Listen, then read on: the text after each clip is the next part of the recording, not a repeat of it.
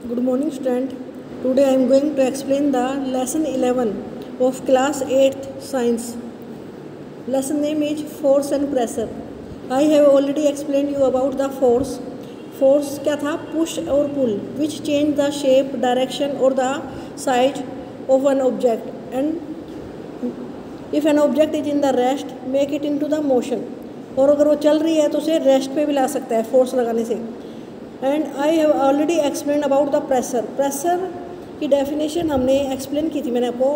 Pressure क्या होता है? Force per unit area. Pressure is equal to force per unit area. इसमें जो एरिया है वो डिनोमिनेटर में लिखा हुआ है. डिनोमिनेटर होता है ऊपर न्यूमिनेटर और नीचे डिनोमिनेटर. तो जो डिनोमिनेटर में एरिया है, अगर एरिया किसी चीज़ का बढ़ाते हैं तो प्रेशर कम हो जाता है.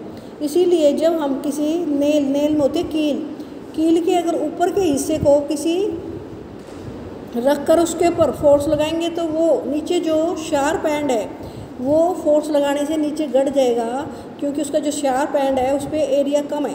अगर उसी कील को उल्टा करके गाड़ने की कोशिश करेंगे तो नहीं गड़ेगा, क्योंकि कॉन्टैक्ट में ज़्यादा एरिया आ गया.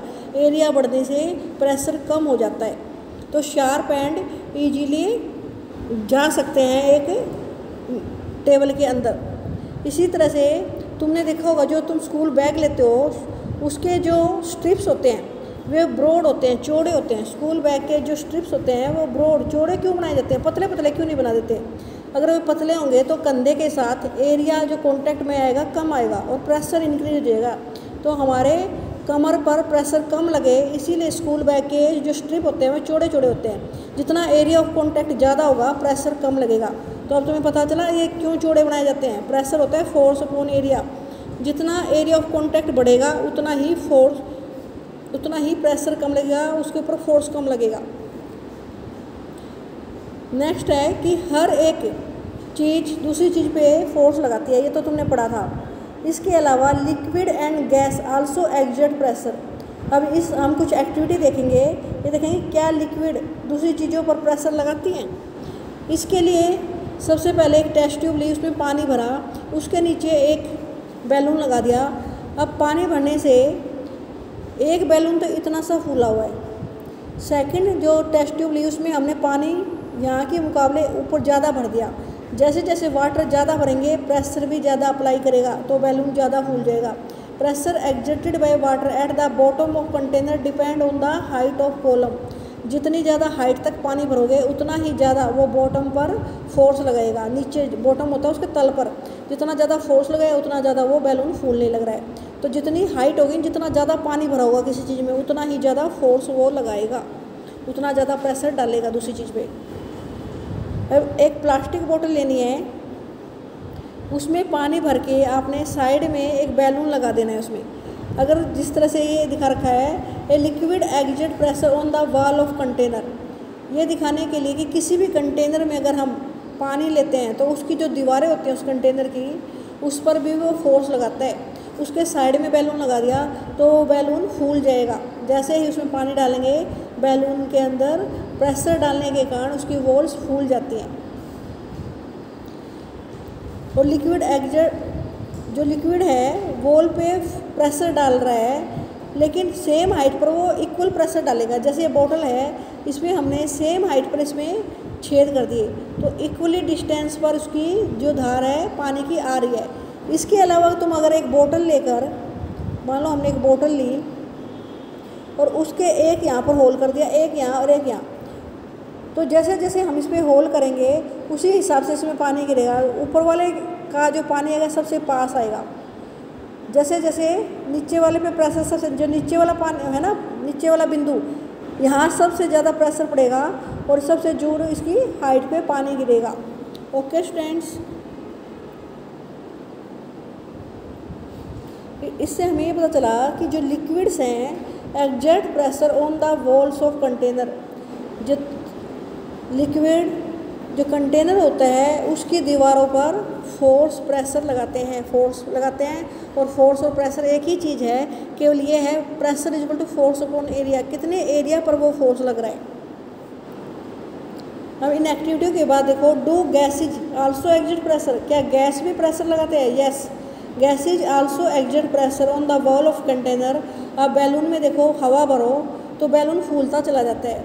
वो जो हवा के पार्ट्स हैं, उसमें हवा के एलिमेंट हैं, हवा के जो छोटे छोटे पार्टिकल हैं, वो बैलून के दीवारों पर फोर्स लगा रहे हैं, तभी वो फूलती चली जाती हैं। टायर में जब हवा भरते हैं तो फूलना शुरू हो जाता है। क्यों? क्योंकि वो प्रेशर पड़ रहा है हवा के कारण उसकी दीवारों पे। एग्जाम्पल भी दे रखे इसने ऐसे ही, when you inflate a balloon, जब तुम एक बैलून को फुलाते हो तो क्या देखते हो आपको, why do you have to close its mouth, उसका माउथ हमें बंद करके रखना पड़ता है, नहीं तो हवा बाहर आ जाएगी। What happen when you open the mouth of inflated balloon, तो सारी हवा बाहर आ जाती है और वो फूला हुआ गुब्बारा पिचक जाता है। Suppose you have a balloon which has hole, अगर उसमें होल हो तो क्या होगा, वो फूलेगा ही नहीं, थोड़ा बहुत फूल के उसमें से हवा निकल जाएगी। Would you be able to inflate it, inflate होता है फुलाना, तो हम उसे फुला नहीं पाते। Can we say that air exert pressure in all direction, yes, जो एयर है वो हर एक डायरेक्शन में प्रेशर लगाएगी। Do you recall what happen to the air in the bicycle tube, जो बाईसाइकिल की ट्यूब है उसमें हवा भरते हैं तो वो फूल जाती है। इससे हमें पता चलता है कि air exert pressure on the inner wall of the inflated balloon, जो बैलून है उसकी दीवारों पर हवा ने प्रेशर लगाया। इसी तरह बाईसाइकिल की ट्यूब में भी जो हवा भरते हैं तो फूल जाती है, क्योंकि जो हवा है वो प्रेशर अप्लाई करेगी जिस भी कंटेनर में, जिस भी वस्तु में उसे भरोगे उसके ऊपर।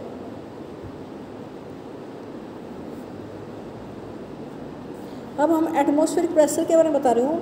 जो चारों, अब तुम सोचोगे जो चारों तरफ हवा है हमारे, क्या वो प्रेशर नहीं डालती? वो भी हमारे ऊपर प्रेशर डालती है। एटमॉस्फेरिक प्रेशर क्या होता है? The air all around us, हमारे चारों तरफ जो एयर है, the envelope of air is known as atmosphere, जो हमारे चारों तरफ हवा है उसे एटमॉस्फेयर बोलते हैं। The atmosphere air extend up to many kilometre, और ये एटमॉस्फेयर की जो हवा है बहुत लंबे किलोमीटर तक फैली हुई है। Above the surface of the earth, earth के चारों तरफ काफ़ी ऊंचाई तक, ये कई किलोमीटर तक है। The pressure exerted by air is known as atmospheric pressure. अब जो हवा, अभी मैंने बताया कि जो हवा है वो भी प्रेशर डालती है। जब अर्थ के चारों तरफ ये हवा है जिसे हम एटमॉस्फेयर कहते हैं, तो वो भी प्रेशर अप्लाई करती है, उसे बोलते हैं atmospheric pressure. We know that pressure is force per unit area. अब हमें पता है प्रेशर होता है फोर्स अपॉन में area. If you imagine a unit area and a very long cylinder standing on it filled with air. अब हम एक यूनिट एरिया होता है 1 मीटर स्क्वायर, जिसकी 1 मीटर लंबाई हो, 1 मीटर चौड़ाई हो। ऐसा हम एक कॉलम ले लेते हैं, एक सिलेंडर ले लेते हैं जो काफ़ी लंबा है, उसे एयर से भर लेते हैं, filled with air. Then the force of gravity on the air in this cylinder is the atmospheric pressure. तो जितना ग्रेविटेशनल फोर्स, जिस फोर्स से अर्थ उसे अपनी ओर खींच रही है ना, वो इक्वल टू क्या होगा? Atmospheric pressure. तो उसका एटमॉस्फेरिक प्रेशर किसके बराबर होगा? जितनी फोर्स से उसे अर्थ अपनी ओर खींच रही है। तो वहाँ पर pressure is equal to force upon area होता है। अब इसने एरिया क्या ले लिया? 1, तो केवल फोर्स रह गया। वो फोर्स कौन सा है? Gravitational force. जो ग्रेविटेशनल फोर्स जितना उस पर लगेगा, जिस फोर्स से धरती उसे अपनी ओर खींचेगी, उतना फोर्स अप्लाइड होगा नीचे की तरफ।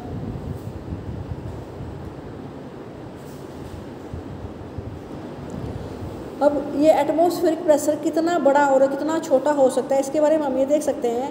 अगर हम एक गुड क्वालिटी का रबड़ शक्कर ले लें, ये आपने जूतों की दुकान पे देखे होंगे, वहाँ पर ये लगाकर जूते टांग रखे होते हैं दरवाज़ों पर, ऐसे ये रबड़ के शक्कर लगा रखे होते हैं और उसके ऊपर शूज टांग देते हैं। It looks like a small rubber cap, ऐसा लगेगा जैसे छोटा सा रबड़ का कप हो। Press it hard on a smooth plane surface, it will stick. क्या ये चिपक जाएगा? Yes, it will stick. तो वो चिपक जाएगा। अब उसे खींचने की कोशिश करो तो वो आसानी से उतरेगा भी नहीं। क्यों? क्योंकि जब हमने इसको दबा दिया तो इसके अंदर की हवा निकल गई। जब अंदर हवा नहीं है और बाहर से एयर का प्रेशर इसके ऊपर गिरेगा तो वो इसे खींचने नहीं देगा। कई बार कोई चीज़ नीचे, कोई बर्तन गिर जाता है तो उसके अगर बाई चांस हवा निकल जाए तो वो बर्तन उठाना मुश्किल हो जाता है, क्योंकि उसके अंदर अगर नीचे की तरफ हवा नहीं होगी ना और ऊपर से एयर का प्रेशर पड़ेगा तो हम उस चीज़ को उठा नहीं पाते, वो नीचे चिपक जाता है। व्हेन यू प्रेस द शक्कर most of the air between its cup and the surface, तो जो ये एयर स्कर है इसमें से हवा अधिकतर बाहर निकल जाती है जैसे ही हम इसे प्रेस करते हैं। The sucker sticks to the surface, और वो स्टिक जो स्कर है वो सरफेस के साथ चिपक जाता है। Because the pressure of atmosphere act on it, क्योंकि उस पर प्रेशर एक्ट कर रहा है। To pull the sucker off the surface, अगर हम उस स्कर को खींचना चाहे the applied force should be large enough to overcome the atmospheric pressure, तो जो हमें फोर्स लगाएंगे वो उस एटमोसफेरिक प्रेशर से ज़्यादा होना चाहिए। जब हम उसको बहुत ज़्यादा फोर्स लगाएंगे ना, जब भी जाके वो बाहर आएगा तभी निकलेगा। This activity give you an idea about the magnitude of atmospheric pressure, इससे तुम्हें पता चल गया होगा जो एटमोसफेरिक प्रेशर होता है वो कितना ज़्यादा हो सकता है, कि आप इस छोटे से एटमोसफेयर का ये जो स्कर है इसको खींच नहीं सकते। एक बार दबा के अगर आपने चिपका दिया ना तो बहुत ज़्यादा फोर्स लगाना पड़ेगा इसे उठाने के लिए। It would not be possible for any human being to pull the sucker off the surface if there is no air at all the between the sucker and surface, अगर कोई भी जरा सी भी एयर नहीं बची हमारे स्कर और सरफेस के बीच में तो इंसान तो इसे खींच भी नहीं पाएगा। इतना ज़्यादा एटमॉस्फेयर प्रेशर होता है कि इंसान के बस की तो इसे खींचना भी नहीं होगा। स्टूडेंट्स, आज हमने ये चैप्टर जितना रीड किया है उसे आप पढ़ लेना। Okay students.